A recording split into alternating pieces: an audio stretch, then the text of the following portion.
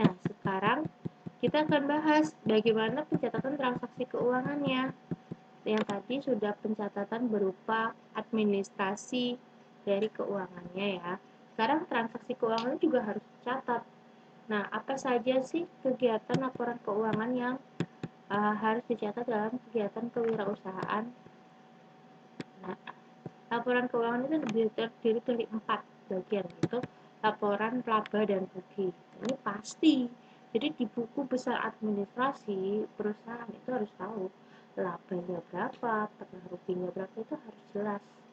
Setiap satu kali proses produksi, satu kali proses penjualan itu sudah harus tahu laba yang harus didapatkan dari misalnya produksi 50 barang, 50 tas plastik tadi ya, tas belanjaannya plastik.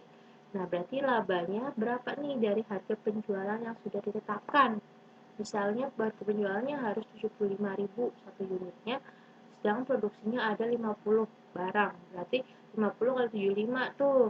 Nah, tetapi dalam proses penjualan itu tidak semua barang itu terjual. Otomatis kita harus tahu berapa barang yang tidak terjual, apakah ada ruginya atau tidak. Nah, itu adalah laporan laba dan rugi dalam buku besar pencatatan administrasi.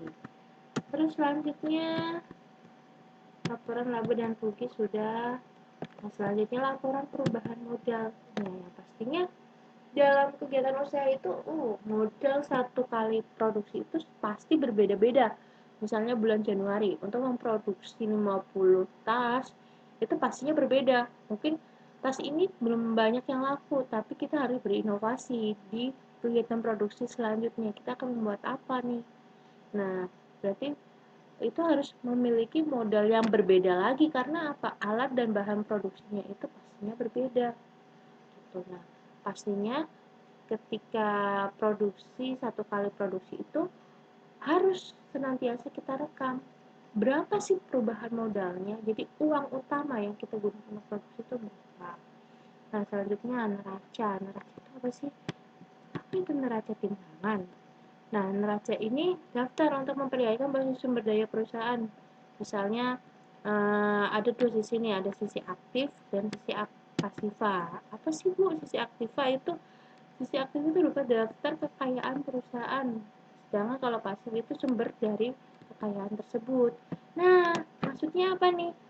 Daftar kekayaan perusahaan. Jadi, kita harus tahu berapa stok alat produksi dan bahan-bahan produksi yang sudah kita miliki. Berapa harganya? Berarti itu adalah kekayaan perusahaan. Terus gaji karyawan nih, itu harus berapa? Berarti perusahaan tersebut harus punya kekayaan sejumlah segini, uang sejumlah segini untuk melakukan suatu proses produksi usaha. Sekali produksi usaha, misalnya produksi usaha itu kita targetkan dalam waktu 1 bulan pelaporan. Setiap satu kali produksi itu dalam waktu 1 bulan itu harus sudah tahu nah berapa kekayaannya. Nah, selanjutnya sisi pasif itu berarti bagaimana cara kita harus mendapatkan uang yang sama dengan sisi aktifnya itu untuk menutup si pengeluaran si aktifannya tadi. Nah, terus selanjutnya adalah laporan arus kas.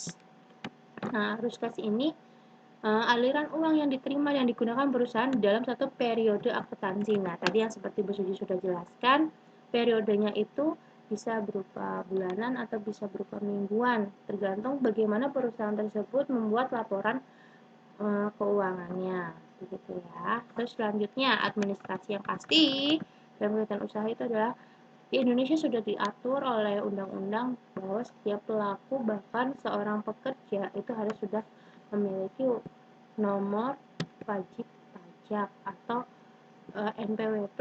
Nah, NPWP ini diberikan pada wajib pajak sebagai sarana dan administrasi perpajakan juga sebagai tanda mengenal diri atau identitas wajib pajak untuk melaksanakan hak dan kewajiban perpajakannya. Jadi jangan lupa, udah usaha, udah sukses, jangan lupa bayar pajak dong. Karena dengan kita membayar pajak kita itu mampu menambah pendapatan suatu daerah atau negara untuk mengembangkan wilayah di mana tempat kita ini berjualan. Jadi ya berikanlah rasa terima kasihmu karena